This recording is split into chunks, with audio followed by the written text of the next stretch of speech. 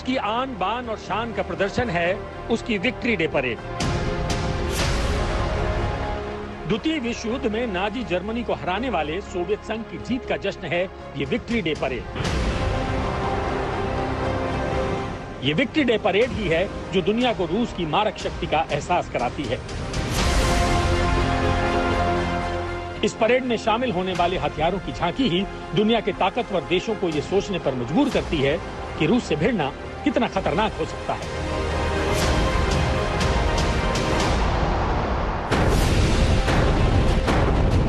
एक बार फिर यूक्रेन में रूस की मारक शक्ति दुनिया देख रही है, लेकिन इस युद्ध की जीत की राह में कई देश रोड़ा बनकर अटके हुए हैं। ऐसे माहौल में पुतिन की सेना विक्ट्री डे परेड का रिहर्सल कर रही है। पुतिन को रूस की शान की रक्षा करनी है, दुनिया को बताना है कि इस युद्ध में यूक्रेन की हार निश्चित है।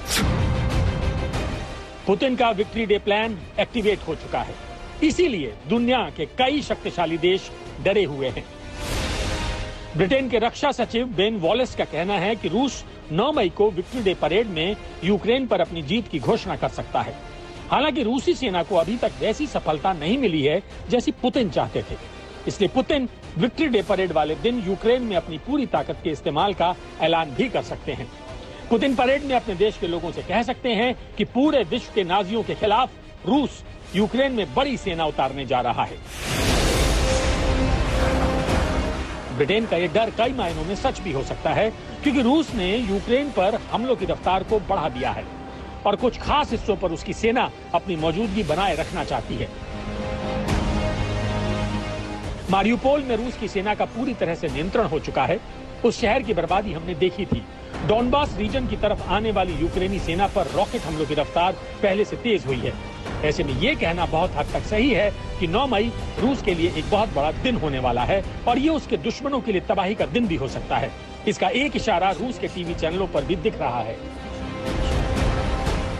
9 मई को कुछ बड़ा ऐलान होने के पूरे आसार हैं, क्योंकि रूस के टीवी चैनलों पर बहस छिड़ी हुई है कि तीसरे विश्व युद्ध के अलावा रूस के पास रास्ता ही क्या है।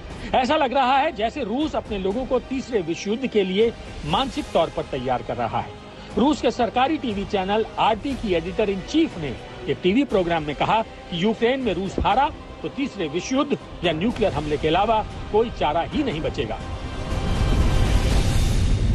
रूस में 9 मई को होने वाली विक्ट्री डे परेड पर इस बार पूरी दुनिया की निगाहें रहेंगी। इस परेड में पुतिन क्या कहेंगे, इसे पूरी दुनिया सुनना चाहेगी, क्योंकि पुतिन का एक इशारा विश्व युद्ध की शुरुआत का ट्रिगर बनेगा। आज तक ब्यूरो।